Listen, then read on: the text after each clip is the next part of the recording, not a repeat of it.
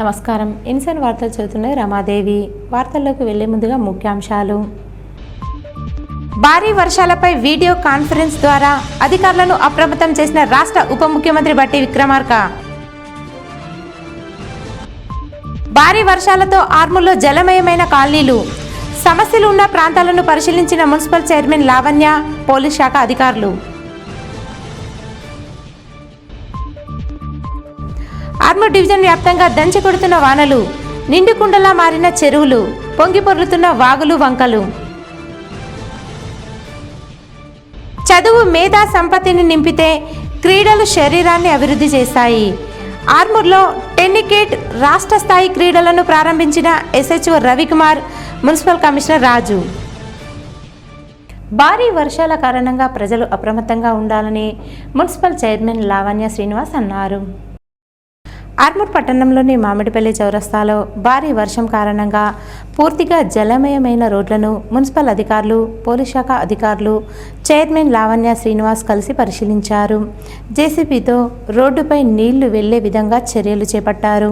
ఈ సందర్భంగా sanitary inspector Gajanand, chairman Lavanya Srinivas మాట్లాడుతూ 3 రోజుల పాటు భారీ వర్షాల కారణంగా ప్రజలు అప్రమత్తంగా ఉండాలని సూచించారు. లోతట్టు ప్రాంతాల ప్రజల కోసం మున్సిపల్ కార్యాలయంలో హెల్ప్ డెస్క్ ఏర్పాటు చేయడం జరిగిందన్నారు. భారీ వర్షాల కారణంగా ప్రజల సౌకర్యార్థం వెనువెంటనే మరమ్మతు కార్యక్రమాలు చేపడుతున్నామని అన్నారు.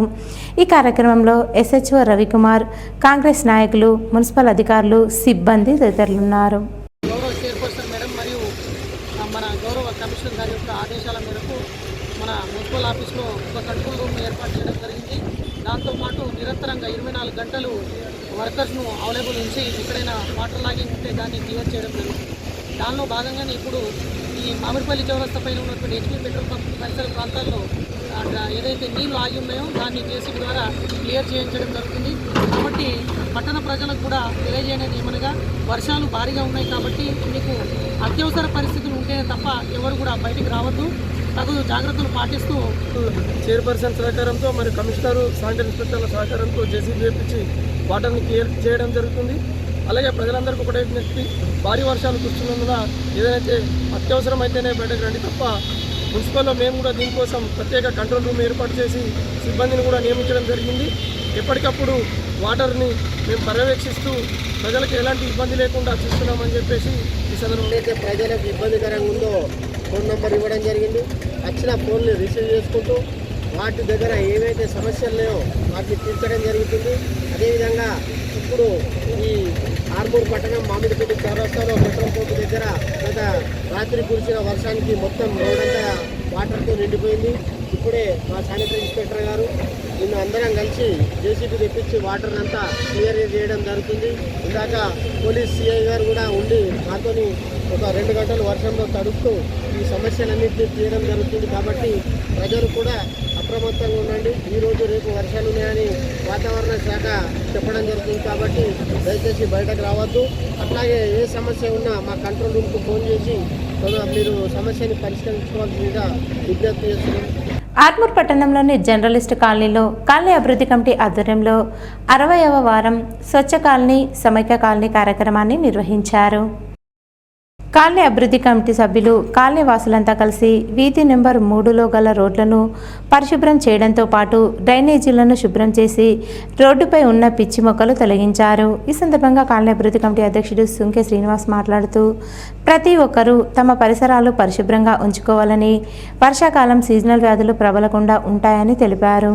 ఈ కార్యక్రమంలో కమిటీ సభ్యులు కుక్కెర భూమన్న, ఎల్టీ కుమార్, శంకర్, భూమన్న, సాయన్న, గణేష్, జీవన్, సతీష్ తదితరులు ఉన్నారు. మన దేవాలయ పరిసర ప్రాంతాల్లో ఈరోజు స్వచ్ఛ భారత్ కార్యక్రమం నిర్వహించాము.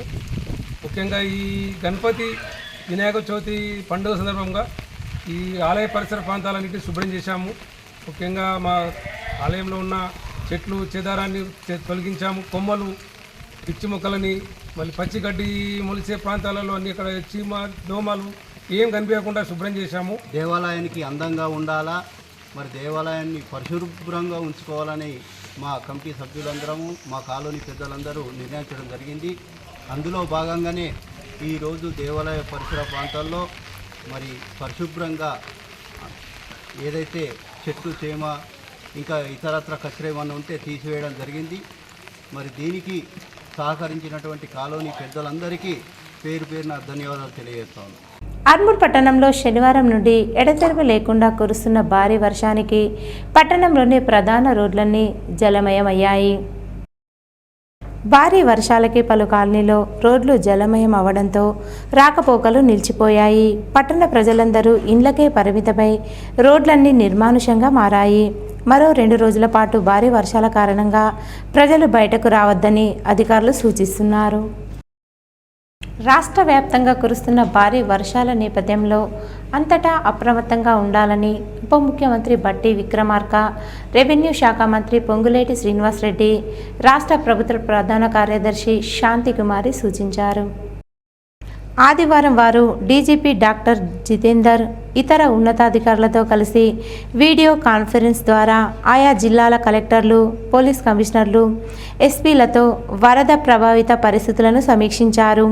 ఒక్కో జిల్లా వారీగా ప్రస్తుతం నెలకొని ఉన్న పరిస్థితిని అడిగి తెలుసుకుంటూ చేపడుతున్న సహాయక చర్యల గురించి ఆరా తీశారు. మరో 2 రోజుల పాటు భారీ నుండి అతి భారీ వర్షాలు కురిసే అవకాశాలున్నందున ఎక్కడ కూడా ప్రాణ నష్టం సంభవించకుండా, అవాంఛనీయ ఘటనలు చోటు చేసుకోకుండా ముందస్తుగానే అన్ని జాగ్రత్తలు తీసుకోవాలని సూచించారు. అవసరమైన వెంటనే సహాయక చర్యలు చేపట్టేలా రెస్క్యూ బృందాలను సిద్ధంగా ఉంచాలన్నారు. అధికారులందరూ క్షేత్రస్థాయిలోనే ఉంటూ ఎప్పటికప్పుడు పరిస్థితిని పర్యవేక్షించాలని, భారీ వర్షాలు పూర్తిగా తగ్గుముఖం పట్టేంత వరకు అనుక్షణం అప్రమత్తంగా ఉండాలన్నారు. ఎక్కడైనా ప్రజలు జల దిగ్బంధంలో చిక్కుకుంటే తక్షణ సహాయక చర్యలు చేపట్టాలని, అవసరమైన పక్షంలో రాష్ట్రం నుండి సహాయక బృందాలు పంపిస్తామని పేర్కొన్నారు. అయితే ఎన్డీఆర్ఎఫ్ బృందాలు వచ్చే వరకు వేచి చూడకుండా పోలీసులు, ఫైర్ సిబ్బంది సేవలను వినియోగిస్తూ ప్రాణ నష్టం వాటిల్లకుండా చూడాలన్నారు. రాష్ట్ర వ్యాప్తంగా 26 ప్లాటూన్ల పోలీస్ బలగాలు అందుబాటులో ఉన్నాయని సూచించారు. చేపల వేటకు, ఈత, సరదా కోసం చెరువులు, కుంటలు, రిజర్వాయర్ల వద్దకు ఎవరు కూడా వెళ్లకుండా పోలీస్, రెవెన్యూ సిబ్బంది నిఘా ఏర్పాటు చేయాలని ఆదేశించారు. ప్రతి విద్యార్థికి క్రీడలు శరీర అభివృద్ధికి ఎంతో తోడ్పడతాయని, అలాగే క్రీడల్లో పాల్గొని ప్రతి క్రీడాకారుడు గెలుపు ఓటములను సమానంగా స్వీకరించాలని ఎస్హెచ్ఓ రవికుమార్, మున్సిపల్ కమిషనర్ రాజు అన్నారు. ఆర్మూర్ పట్టణంలోని జావేద్ బాయ్ మినీ స్టేడియంలో గల ఇండోర్ స్టేడియంలో రాష్ట్ర స్థాయి సబ్ జూనియర్ టెన్నికాయిల్ పోటీలు అట్టహాసంగా ప్రారంభమయ్యాయి. ఈ కార్యక్రమానికి ముఖ్య అతిథులుగా ఎస్హెచ్ఓ రవికుమార్, మున్సిపల్ కమిషనర్ రాజు హాజరై క్రీడలను ప్రారంభించారు. ఈ సందర్భంగా వారు మాట్లాడుతూ ప్రతి విద్యార్థికి క్రీడలు ఎంతో అవసరమని, చదువు మెదడును పెంచితే క్రీడలు శరీరాన్ని దృఢంగా చేస్తాయన్నారు. అనంతరం టెన్నికాయిడ్ అసోసియేషన్ ప్రధాన కార్యదర్శి శ్యామ్, బాలుర పాఠశాల ప్రిన్సిపల్ లక్ష్మీనారాయణ మాట్లాడుతూ రాష్ట్ర స్థాయి క్రీడల్లో గెలుపొందిన క్రీడాకారులు ఈ నెల 31 నుంచి వచ్చే నెల 4 వరకు జమ్మూ కాశ్మీర్లో జరిగే జాతీయ స్థాయి పోటీలలో పాల్గొంటారని తెలిపారు. మొత్తం 24 జిల్లాల నుంచి క్రీడాకారులు క్రీడా పోటీల్లో పాల్గొనడం జరిగిందన్నారు. ఈ కార్యక్రమంలో టెన్నికాయిడ్ అసోసియేషన్ జిల్లా అధ్యక్షులు Ravi Goud, technical association chairman Mallesh Goud, కార్యదర్శి భూపతి, కోశాధికారి గంగమోహన్, ఆర్గనైజింగ్ కార్యదర్శి శ్రీనివాస్, పెంట జలంధర్, రాజ్కుమార్, సంగీతరావు, అనిల్, నవీన్, నరేష్ తదితరులు ఉన్నారు.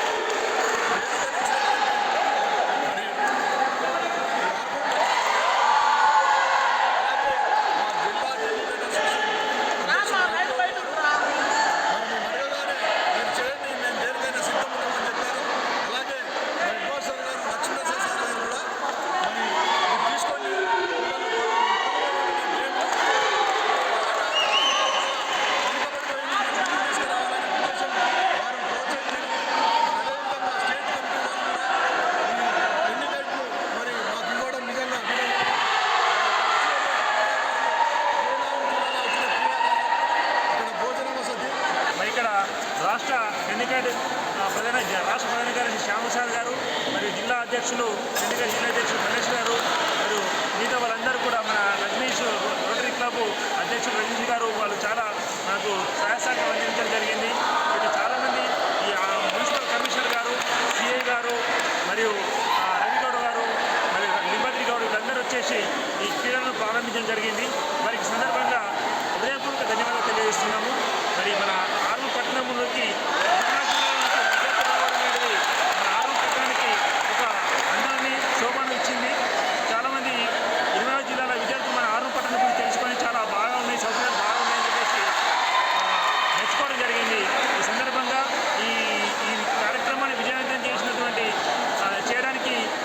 సహకారం ఇచ్చిన ప్రతి ఒక్కరికి ఈ సందర్భంగా హృదయపూర్వక ధన్యవాదాలు. అంతర్జిల్లా టెలికాట్ చాలా కష్టంలో ఉండి వర్షం కారణం వల్ల ఎంతో ఇబ్బంది అయినా కానీ ఇక్కడ ప్రధాన ఉపాధ్యాయులు హెల్ప్ చేసేది. అందువల్ల మనకి లైటింగ్ అరేంజ్ అది కానీ చాలా బాగా జరిగింది. ఆర్మూర్ పట్టణంలోని ప్రభుత్వ బాలుర పాఠశాల ముందు జిరాయత్ నగర్ వెళ్లే ప్రధాన రహదారిలో భారీ వర్షానికి చెట్టు నేల కొరగడంతో వాహన రాకపోకలు పూర్తిగా నిలిచిపోయాయి. స్పందించిన మున్సిపల్ అధికారులు వెంటనే సహాయక చర్యలు చేపట్టి జేసీబీతో రోడ్డుపై ఉన్న చెట్టును తొలగించడంతో వాహన రాకపోకలు ప్రారంభమయ్యాయి.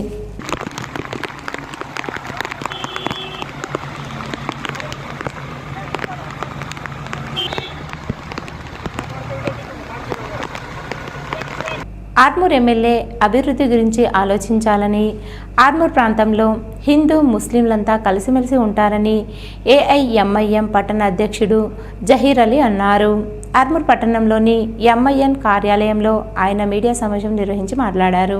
ఈ సందర్భంగా జహీర్ అలీ మాట్లాడుతూ ఎమ్మెల్యే 9 నెలల కాలంలో ఆర్మూర్ పట్టణానికి చేసిన అభివృద్ధి ఏంటో ప్రజలకు వివరించాలని అన్నారు. కేంద్రంలో బీజేపీ ప్రభుత్వం అధికారంలో ఉండడంతో పాటు జిల్లా ఎంపీ సైతం బీజేపీ అభ్యర్థియేనని ఎమ్మెల్యే ఆర్మూర్కు తీసుకొచ్చిన నిధులను వివరించాలని డిమాండ్ చేశారు. ఆర్మూర్ అభివృద్ధిపై దృష్టి సారించకుండా కలిసిమెలిసి ఉన్న హిందూ ముస్లింలను విడగొట్టే ప్రయత్నం చేయవద్దని హితవు పలికారు. ఇకనైనా ఎమ్మెల్యే హిందూ ముస్లింలను వేరు చేసి మాట్లాడడం మానివేయాలని, అభివృద్ధి గురించి ఆలోచించాలని సూచించారు. ఈ సమావేశంలో ఎంఐఎం పట్టణ కార్యదర్శి అబ్దుల్ ఖలీద్, సంయుక్త కార్యదర్శులు జావీద్, నిజాం, అబ్దుల్ ఫహాద్, వహీద్, यूनुस, मोहिनुद्दीन, इमरान तैदर उన్నారు. गुजारिश कर रहे इस तरीके से बयानात से जो है माहौल खराब होगा. आने वाले दिनों में दूसरे भी त्योहार है, तरीके के बयानात अगर देंगे तो इससे माहौल खराब होगा. कलेक्टर से, जिले कमिश्नर से मुतालिबा करता हूं कि इस तरीके के बयानात देने वालों के खिलाफ कार्रवाई करे. मैं ये बताना चाहता हूं, बार बार जो है मुसलमानों की सियासत एमएलए साहब, रुकने असम्बली राकेश रेड्डी साहब से गुजारिश कर रहा हूं, आप जो है डेवलपमेंट कीजिए, डेवलपमेंट करके बताइए. सिर्फ ये हिंदू मुस्लिम की सियासत करके और माइंड को डाइवर्ट मत कीजिए. और जो है जो शादी मुबारक चेक से सीएम रिलीफ फंड जो है वो जो है रियासती हुकूमत की जानिब से दिए जा रहे, ये देख खुश होने की जरूरत नहीं है. आप सेंट्रल गवर्नमेंट से कुछ लाइए. निजामाबाद के एमपी आपके दोस्त थे धर्मापुरी अरविंद, बोलिए आप फंड्स लाइए और आर्मूर को डेवलप कीजिए. लेकिन आर्मूर को डेवलप नहीं करेंगे, सिर्फ बातें करेंगे. आर्मूर दवाखाने के अंदर डॉक्टर्स नहीं है, वहां पर इलाज नहीं हो रहा.